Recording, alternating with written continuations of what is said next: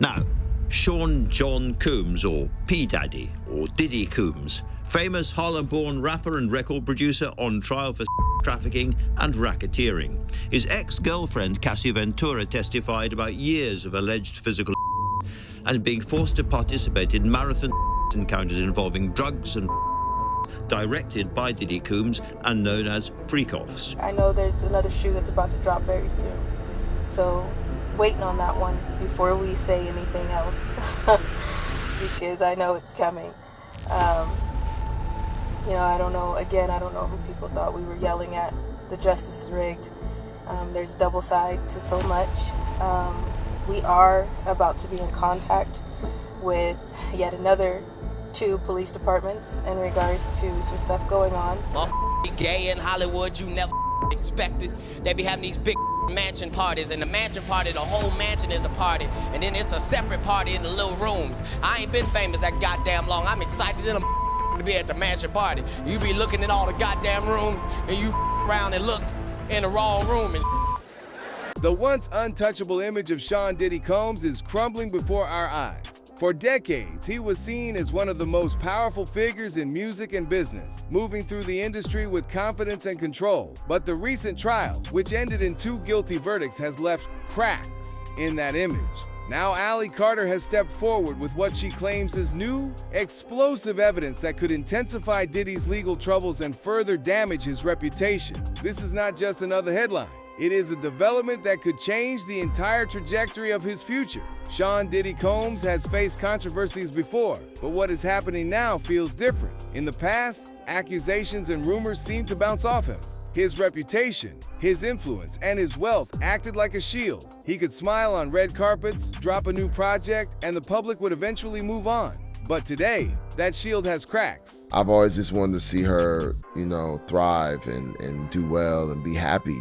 Because I know she was living a nightmare, and I just was there to support her. That's what kind of gave me peace with it when I sat down in that chair. It was just about, damn, I don't want to do this, to being like, oh man, I gotta hold homegirl down and look out for her.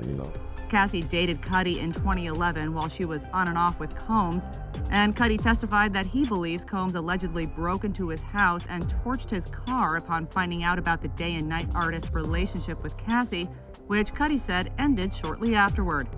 Combs has denied any involvement in the incident and was acquitted of trafficking and racketeering charges in the trial. He remains behind bars while awaiting sentencing on his conviction for transportation to engage in. Cuddy shared on Call Her Daddy that despite having made peace with that time in his life, it felt undeniably surreal back then. It was crazy, man.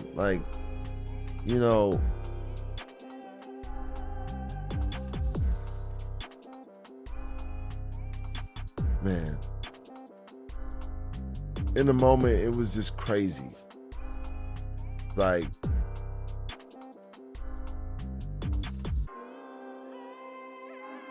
I had a hard time understanding if it was reality. I was like, am I in a movie? What the is going on? But it was, just chaotic and intense. I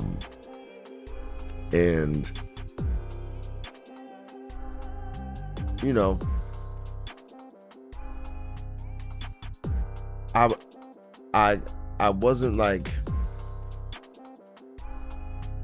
was already out of my mind dealing with my own personal so I was really just like it, I just was willing to walk into the fire and so I always thought about it before all this stuff happened and it came out again. I just, over the years, I just thought about it as just some wild that happened in my rock and roll life. You know what I'm saying? It was just so crazy. shit that happened. His recent trial was one of the most closely watched celebrity court cases in years. The charges alone were enough to shake the entertainment industry. By the time the jury gave their verdict, Diddy was no longer the untouchable figure he had spent decades building himself up to be. 2 guilty verdicts were handed down against him. 3 other charges, including the most serious one, resulted in acquittals. Some saw this as a partial victory for the defense, but the shadow of those guilty verdicts loomed large. Now, just when Diddy might have been hoping to regroup before his sentencing, Ally Carter has stepped forward with what she claims is new evidence. This is not just a ripple in the water. It is a wave that could grow into a full storm. So when I got out, I was just out. And I was on a whole other level of, it didn't matter. It didn't matter because I knew there was nothing I could do. It didn't matter because I knew this would happen. If I ever tried to tell, I knew nobody would hear me. Just the same way nobody tried to hear me when I was a child.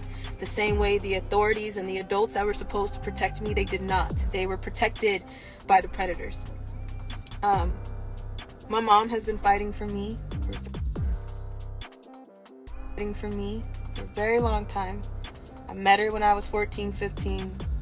She didn't get to adopt me until I was 19 because at the time nobody wanted me, but nobody could have me either. If you've counted the cost, and some people are like, what does that mean? We don't need your money, but your presence is powerful. If we're in your area and you can caravan with us if we need to get to one spot to another, if you can stand and be a witness. There's angels that have, we sleep in our car and live in our car, but there's angels that have followed us to a gas station and we told them we sleeping right here, so they've slept in their car right next to us because all hell was breaking loose. But if you've counted the cost, you know that what's meant for me will probably come at you. This is a historical evil. This is decades worth of evil. So nobody is going to take this lightly. I don't know what's going to happen. I do know that this is the hill that we die on. There are some people who are really upset by us saying what we are about to say. There are some people that are really upset that if this arrest goes through with the females I'm thinking it's supposed to go through with, some people really love Ellen and Oprah and Whoopi herself. MK Ultra is not a joke. Somebody has the remote to somebody else's brain. Somebody is threatening that they're going to drop me where I stand on Halloween night because you're conjuring spells and doing satanic rituals so big that it's helping the spirits. You know when they say they release the spirits over the city and the spirits are roaming and they're joking about Halloween. That is not a joke. That is not a joke at all. They are conjuring the hell out of demons. Some people are into witchcraft. I know there's some people that are into witchcraft on here. We talked about this. We don't do that. We don't play with that stuff. But we appreciate that you're sitting here and you're doing something for the children. You're trying to listen for the children. But we don't need your problems. We got enough, as you can see. But that is not a joke. It's not a joke at all. When you understand how spirits work, it's not a joke. CERN works, it's not a joke. So the amount of rituals and things that they are conjuring in your face, you already know that because when you go to the bookstore, you see satanic books. When you go to church, you understand because what do you think you go to church for? If you go to church, what do you think you go to church for? What do you think those stories in your Bible are for? Do you think that they didn't exist before? Do you think that they don't exist now? That is your war manual to exactly what is happening right now. The trial ended with a complicated outcome. The jury convicted Diddy on 2 counts related to transporting women across state lines for unlawful purposes. Those counts alone could result in a sentence of up to 20 years in prison if the judge decides to impose the maximum penalty. The bigger shock for some was his acquittal on the racketeering conspiracy charge. Prosecutors had painted a picture of Diddy as the leader of a coordinated network, using his employees and associates to help arrange events that several witnesses described in disturbing detail. But the defense managed to create enough doubt. Without concrete proof that his staff knowingly participated, the jury could not convict on that charge. That acquittal was a win for his lawyers, but it did not erase the fact that the jury found him guilty on 2 other serious counts. And now, with Ally Carter stepping in, even that limited legal victory might lose its shine. So in July of 2020, you came out on Instagram, you couldn't bottle it up anymore. You made claims about Barack Obama and Joe Biden that shocked the world. How did it get there? Take us through your story. Well, you know, as young as I remember, I've been trafficked through many elite places. I went from the Buckingham Palace to under the Getty Museum in Los Angeles, still under the custody of Child Protective Services, the child welfare system. It went from trap houses in your everyday neighborhood of Moreno Valley, California, and Los Angeles County, strip clubs, and into Hollywood elite parties. There was never a time of peace in my life. And I remember very clearly since 4 years old, there was never a time of peace in my life. It's been ongoing. Who started all of this? I mean, your mother originally. And then Yes. Who carried on? How did you end up in Buckingham Palace and underneath the Getty Museum and alongside some of these household names that I just mentioned? When I was a child, there was many things that went on in the home. I tried to talk. I tried to let people know. Child Protective Services were called constantly since I was 3 months old. By the time I turned 13, I had enough of being and beaten and tortured behind rocks on La Salle in Moreno Valley, California. I had enough of going through dealing with my mother's boyfriends. She was nothing of a mother. But I had enough of dealing with them at 4 o'clock in the morning. I had enough of being the favorite out of the girls, and I couldn't take anymore. So I tried to kill myself. When I turned 13, CPS came into the picture. I was put into mental hospitals, and then finally I was put into foster care. I thought things would be over from there. I thought it would be fine. And then after all of that, I started thinking that I was talking to someone online, but everybody knew me before I knew them. I was trafficked by a pimp who claimed to be 27 years old, and he was not. I found many passports, many different birth dates for him in his wallet. And when I told CPS this, they put him down as a 27-year-old boyfriend, and he was a 27-year-old trafficker that was going in and out of my homes, paying off my foster parents, and taking me to Hollywood elite parties over and out of the country, which is, you would think, would be where the FBI would have stepped in. I was letting my social workers know, and they told me to stay quiet. They told me that if I told anybody else, that I would be shipped off to Arizona and no one would ever find me again. So, you know, at one point, you learn that you have to deal with what you have to deal with when the people in authority are not there to help you. And everybody is so worried about the elite, and we could give those names of Barack Obama, Joe Biden. We know about Michelle Obama, that's a man. We know about Too Short. We know about Akon and Steven Tyler, and we can give those names all day. And everybody is so worried about that. But what you should be worried about is the people that are in between, the people that go as low as your grave diggers. I was trafficked to people within my schools. I was trafficked in underground tunnels that link under your schools, through your cemeteries, under your amusement parks, through Universal Studios, and into Hollywood elite homes, all over the place, all over the world. Allie Carter has been a name circulating in conversations about Diddy for months, if not longer.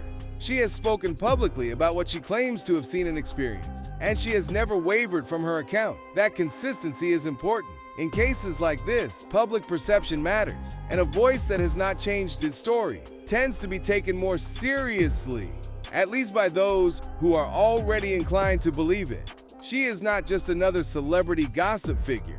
She has framed her actions as part of a bigger mission to reveal truths that she says the public deserves to know. According to her, what came out during the trial was only a fraction of the real story. She claims there are documents, recordings, and communications that never made it into the courtroom. And now, she is suggesting that she is ready to share them. According to reports, the new evidence Ally Carter refers to could include private messages, emails, and even short video clips. If any of it can be verified, the implications could be serious. While the trial has ended, the law allows for fresh investigations when new material surfaces. I know that there's a lot of stuff happening with the Diddy coming up situation, and everybody's asking us our opinion, and just now noticing that the justice system, and they're sending us messages like, hey, I didn't know this, and I'm devastated, and I don't know what to say, and I was wondering where you guys are, what place you guys are in, and just don't understand who people thought we were talking to this entire time. We weren't just yelling at our phones, and we've been through all of this, so we know that. So yeah, I know there's another shoe that's about to drop very soon, so waiting on that one before we say anything else because I know it's coming. I don't know, again, I don't know who people thought we were yelling at. The justice is rigged. There's a double side to so much. We are about to be in contact with yet another 2 police departments in regards to some stuff going on. We know how it goes, but we have to get in contact with them. So, we do make our paper trails. We have reached out, we have done the things that we can do, but there's only so much that we can do. The most important thing to understand here is that these revelations would not just be about adding details to a story already told. They could potentially shift the legal picture entirely. New evidence could spark separate charges, civil suits, or at the very least extend the public scrutiny surrounding Diddy, even if prosecutors decide not to pursue new charges. The simple act of credible-sounding evidence reaching the public could damage his reputation further and make life harder for his defense team as they prepare for sentencing. When you are defending a high-profile client, you want the battlefield to be predictable. You want to know exactly what the prosecution has, who the witnesses are, and what narratives you are fighting against. Ally Carter's sudden reveal of alleged new material destroys the predictability. If prosecutors show interest in her claims, Diddy's lawyers could be pulled into fighting on 2 fronts at the same time.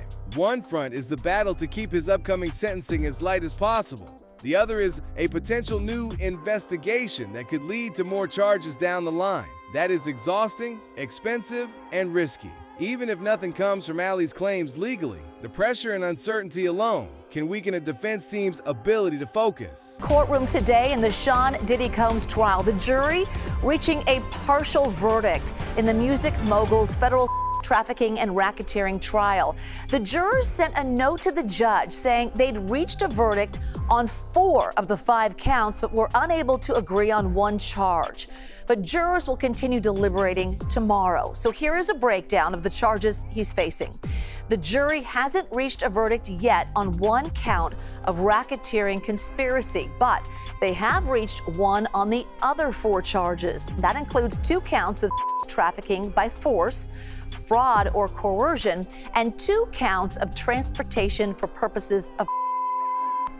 CBS News legal reporter Katrina Kaufman has been following this trial for the network throughout its ups and its downs. And here she is with the latest as the jury deliberations are set to pick up tomorrow.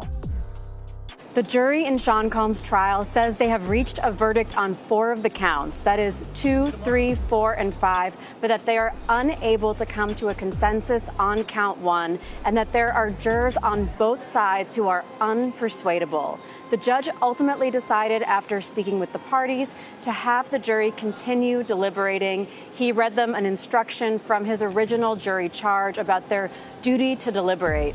Now, when we got the note about this, Sean Combs was sitting. His lawyers were all huddled around him in the courtroom. Combs was very still, very somber through all of this. And it's hard to describe how ominous the atmosphere was. It had started raining outside, and there was thunder multiple times as we waited to see what was going to happen in there. But now we know that the jury has made a decision on most of the counts in this trial, but count 1 is the biggest and the most complicated. That is racketeering conspiracy. It carries the weight potentially of up to life in prison for Sean Combs. His family also filtered in as we were waiting into the courtroom. His mother was in there, his daughters came in, his sons. As he left the courtroom, he told them all that he loved them and he left for the day. Allie Carter did not speak out like this during the trial. That fact has raised questions. Some wonder if she was waiting for the verdict before stepping forward. Others speculate that legal or personal reasons kept her from sharing her information earlier. There were shrines used for rituals. There's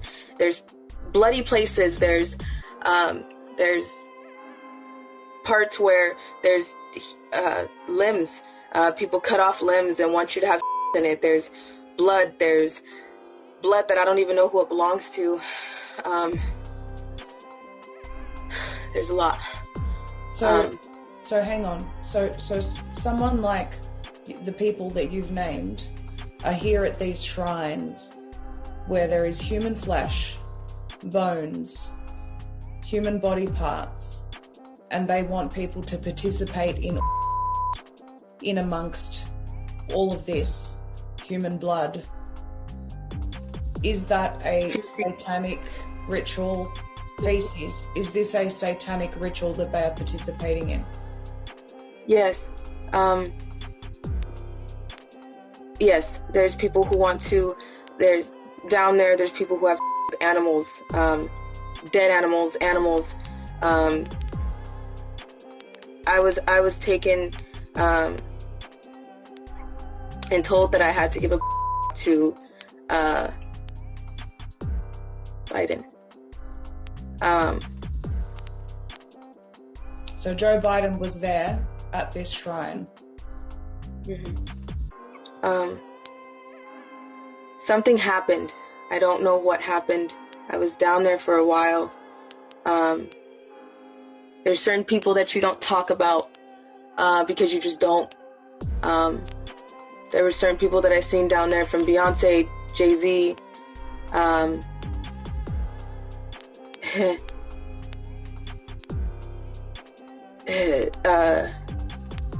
You don't tell on P. Diddy, but P. Diddy.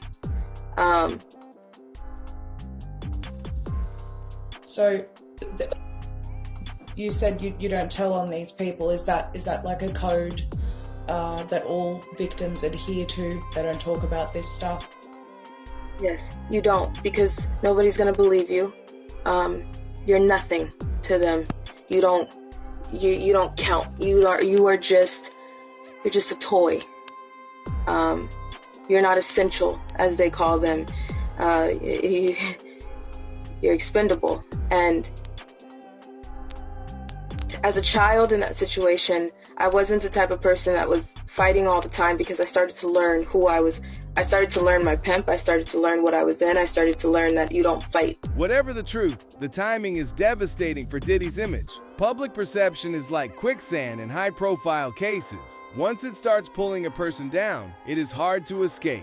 By speaking up now, Carter ensures that negative attention on Diddy remains intense in the days and weeks leading up to his sentencing. Judges are not supposed to be swayed by public opinion, but they are human.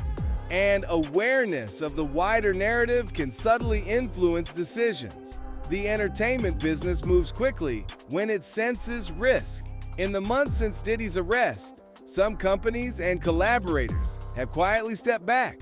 A few paused their partnerships, waiting to see how the trial would play out. Now, with new allegations entering the public conversation, those waiting may make their separation permanent. I was about to get branded. I was about to change my complete look to go to Russia, because that's what my pimp was telling me to do.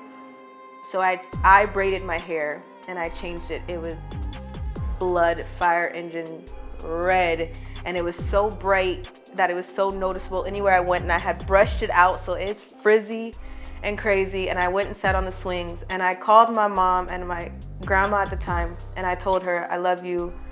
I don't know if I'll talk to you again, but I'm about to leave. And she's like, where? And when my grandma heard that in my voice, she rushed to the park. She saw me sitting on the swings. She's like, get home now. She called my mom. My mom called the foster home. She called the police. She called the social worker.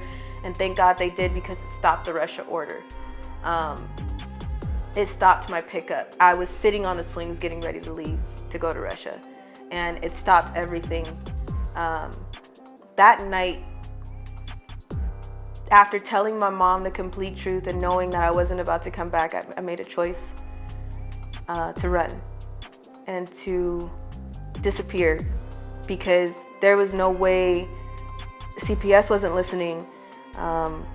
My social workers knew and was in on it. They would tell me to stop telling people. People were making fake court orders for my mom. That was the time where I was like, it's either life or death right here. And in the next time that I have to try to make this decision, I'm probably gonna be somewhere where I can't get out. So I ran. I disappeared from Child Protective Services government custody for a year straight. By less than a few weeks, because of my last name and because of the elite ties that I have, they took me out of the missing child's network system, and removed me from any Amber Alerts or any type of system to tell anybody that I was missing. But CPS still collected money for me. There were fake FBI that were sent out to torment my mom, to mess with people that I knew of that my pimp seen me with, because he made it. There were fake FBI that came out to torment my mom because my pimp made it in a way that he knew who I was hanging around, he knew what I was doing at school, he knew all those things. But I had to be safe, and I can't say exactly how I disappeared. It would incriminate a few really, really, really good people, because they had to do what they had to do to make sure that I'm still sitting here right now. This could mean music platforms giving less promotion to his songs, brands ending sponsorships, and other artists deciding it is safer to avoid working with him. In an industry where reputation can be as important as talent, Diddy is facing not just legal isolation, but professional isolation as well. At the top of this year, I played a little trick on the troll farm. And I allowed them to believe I was in touch with Ali Carter, that she said she was in trouble and she needed my help. And the second that I did that, 8 different content creators instantly went to work, tearing Ali Carter apart. You had the Fiend team and King Twirl, old Squidward, old Mark QCO, and his crackhead squad. And then you had what is it? The two hoes. The 2 weak hoes, they were, now see, it's so funny because they were the ones that said that they were exposing her. And then everyone exposed Ali Carter before. But the thing is anybody who comes through here, anybody who comes through my channel, we need 300 more likes, folks. Double tap that screen. This is a mobile upload. All you have to do is tap. But for anybody who comes through here, if you want to talk to me about that young woman, then please address her by the name her mother, her real birth mother, calls her by. The name her mother gave her, which she had until she got adopted and changed her name, which is usually what a lot of scam artists do when they don't want to be, found out. Her name is Tori Outlaw. Her name is Tori Outlaw, and allegedly, and from what we can see, is on pharmaceutical. All of that crying, all of that screaming. And then it was the 2 weak people that actually went and tracked down the music video, the dangerous music videos that she sits online and telling everybody, oh, don't do this and don't do that and don't do this and don't do that and whoopty-whoopty-woo and yada, yada, yada, and so on and so forth, right? She was in the video looking thirsty, dehydrated, all over some weirdo white guy. I don't know. This situation is about more than one man's legal troubles. It is a reflection of how the justice system, the media, and the industry handle powerful figures accused of wrongdoing. Diddy's career has been built on resilience. No matter the scandal, he found a way to stay relevant, to keep moving forward. But this time, the combination of legal convictions and new public allegations may be too much to recover from.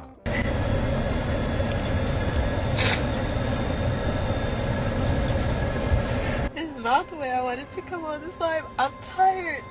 I can't even hide it. I'm tired. Woo! Do it. There's somebody threatening us right now in a way that I'm just like, you know what? Do it. Do it.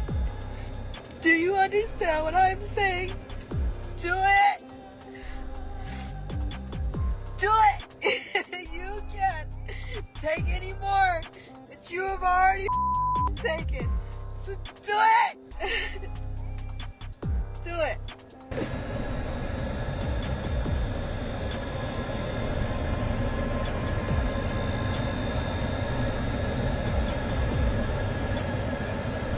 If Allie Carter's evidence is taken seriously, the saga could stretch on for years. Even if he serves his sentence and walks free, the legacy he once had could be permanently reshaped. For the fans who grew up on his music and the artists who saw him as a gateway to success, this moment may mark the end of an era. So don't trust them. Don't trust the feds. Don't trust the judges. All y'all. You're all guilty. You're all corrupt. Any attorney that's taking money to defend Diddy, you're nasty and vile. That's blood money. That's blood money. That's all blood money. You do know that, right? Whether you take money from him to shut up, whether you take money from him for period, that's blood money. I don't want anybody's money. Not even Lassane. And let me make something very clear. Even though it runs in my family, you can't fake your death. That's expensive. We don't have that money. We don't have the military involvement. We are not working with white hats. We are working with everyday people who can come out and do something when they can, who can come out and say I can be security when I can, who can come and cover us when they can. But that's not all the time. Right now, we by ourselves. We could call on some angels, yes. These are everyday people. They're not white hats. Get it straight. There's no witness protection program because how well is the Secret Service doing protecting your former president? They not even doing their damn job. Even the photographer can get the shot, and including the people that can get the shot. Let's be real. Don't do the Lassane. Don't do that either. You want to know why?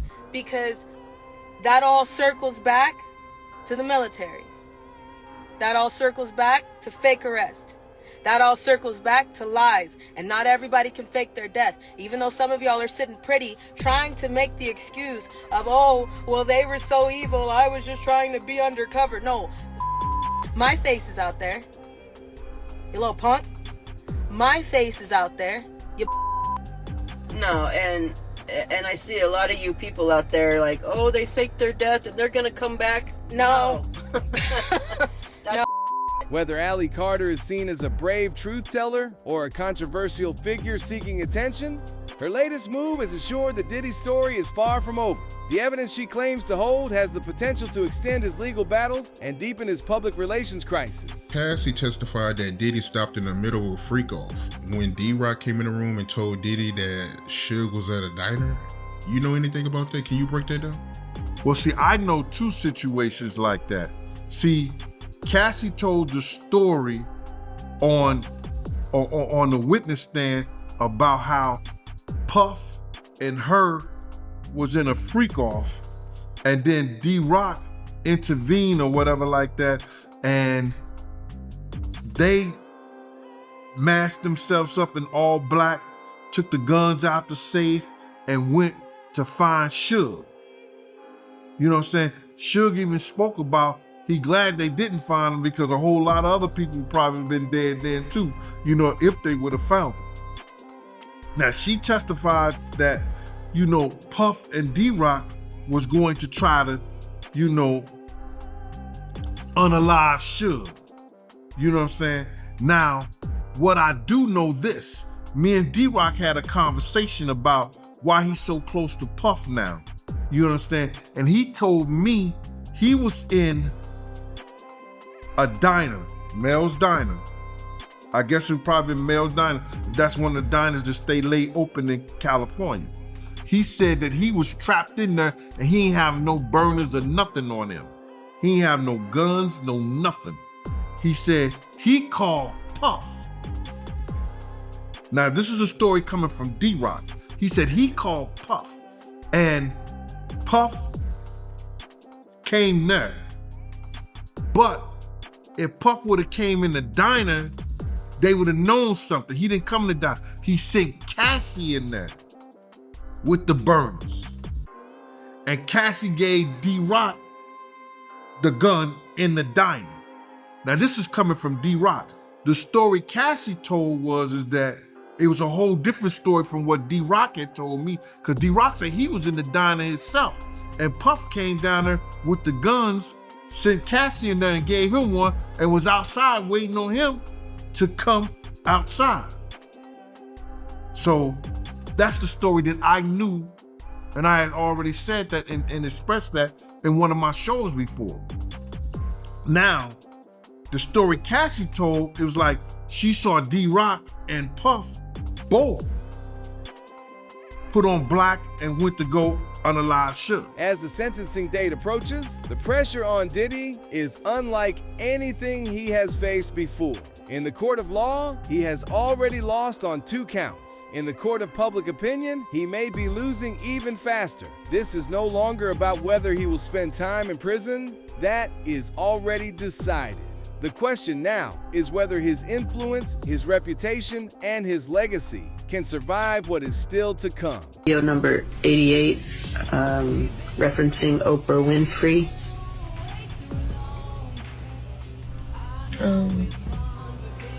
The first time I met Oprah, I was 15 years old. I was taken by my parent to a house in Simi Valley. I didn't have to do anything with her. I met her. She said a few words to me. She kissed me. She gave me an e-pill. Kissed you how? Tongue kiss. A tongue kiss? And she gave you an e-pill. What is E? Ecstasy. Okay. And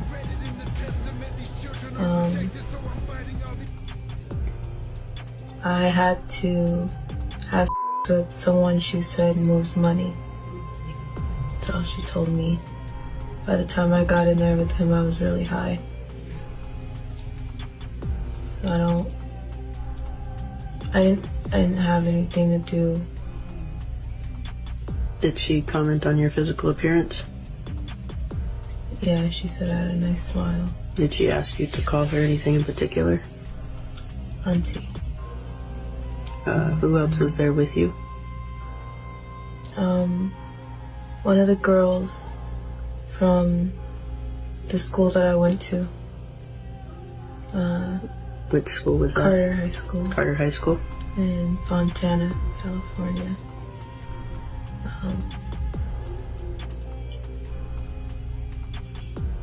But she didn't go to the same room as me. She went to another room. They sent her to a different room? Mm-hmm. Okay. With sentencing approaching and the weight of fresh allegations looming over him, the question is no longer whether Diddy's empire will take a hit, but whether it can survive at all, or is this truly the beginning of the end for him? Let us know what you think in the comments below. If you like this video, hit that subscribe button so that you never miss out on any new videos. And until then, fam, keep it real.